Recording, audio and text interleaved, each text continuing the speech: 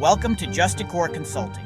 Across the country, justice agencies claim to use evidence-based practices, aiming to reduce recidivism and improve public safety. Agencies invest in new tools and programs, hoping for better results. Yet recidivism rates remain high, and promised changes often don't materialize. The problem isn't with the evidence-based principles themselves. Risk, need, and responsivity are well researched and effective. The real issue is misunderstanding and misapplying these concepts, especially the difference between risk and need. Many practitioners use these terms interchangeably, leading to daily practices that contradict the very principles they claim to follow. This gap between theory and practice is where good intentions fail. Without a clear understanding of risk and need, even the best-funded agencies get poor results. Before fixing the system, we must clarify what these terms mean and how they should guide every decision. It's not enough to buy new tools or adopt popular programs. Everyone in the system must understand and apply these concepts correctly. This is the foundation for truly effective, evidence-based interventions. In corrections, risk means the statistical probability that someone will commit a new crime, not a judgment of character or the severity of their past offense. A person with a serious crime might be low risk, while someone with a minor offense could be high risk. Actuarial assessment tools use data from large groups to identify factors linked to reoffending. These tools consider static factors, like criminal history, and dynamic factors, like employment or peer associations. The result is a risk score, low, moderate, or high, that predicts future behavior more accurately than gut instinct. Human judgment is often biased by irrelevant factors, but actuarial tools are objective and consistent. Importantly, a high-risk score isn't a punishment. It signals a need for more support and supervision, not harsher sanctions. Confusing risk with deserved punishment leads to wasted resources and poor outcomes. Agencies must use risk as a guide for allocating services, not as a justification for more penalties. Understanding risk as a prediction tool is key to using it effectively. This approach ensures resources go where they're needed most.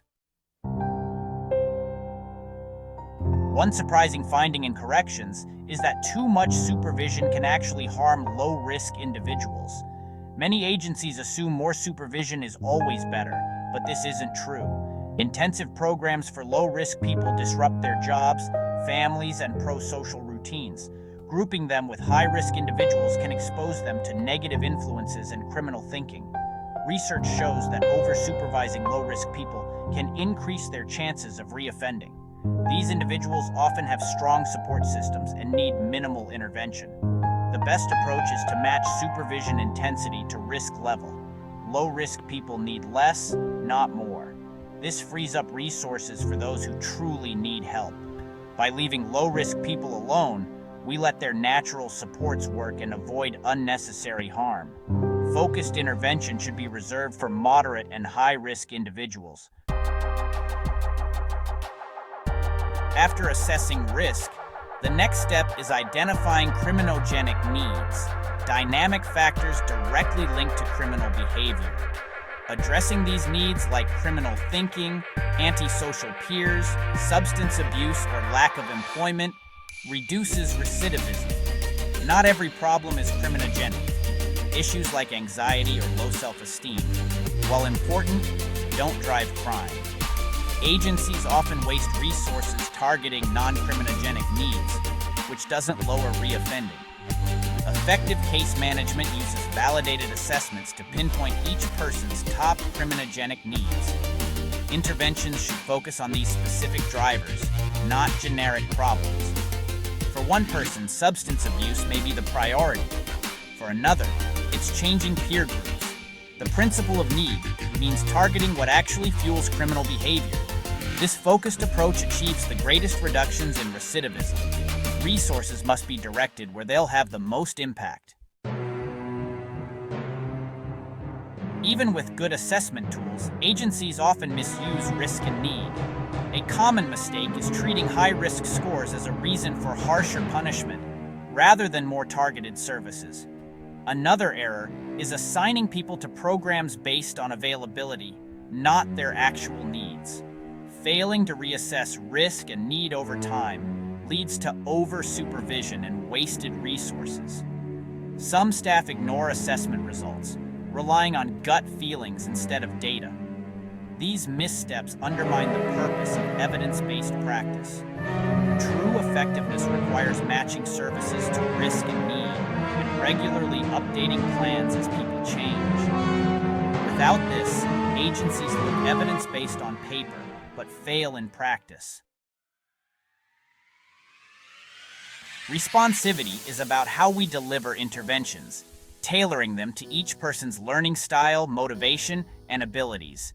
General responsivity means using proven methods like cognitive behavioral therapy, CBT for most people. Specific responsivity means adapting programs to individual needs, using visual aids for poor readers, or motivational interviewing for those with low engagement. Ignoring responsivity is like prescribing the right medicine in the wrong form. A collaborative, respectful approach works better than confrontation, especially with resistant clients. Staff must be trained to recognize and adapt to these factors for interventions to succeed. Responsivity is the final crucial piece for making evidence-based practices work. Without it, even the best programs can fail. To make evidence-based practices real, agencies must match supervision intensity to risk focus on criminogenic needs and reassess regularly. High-risk individuals get intensive services. Low-risk get minimal supervision.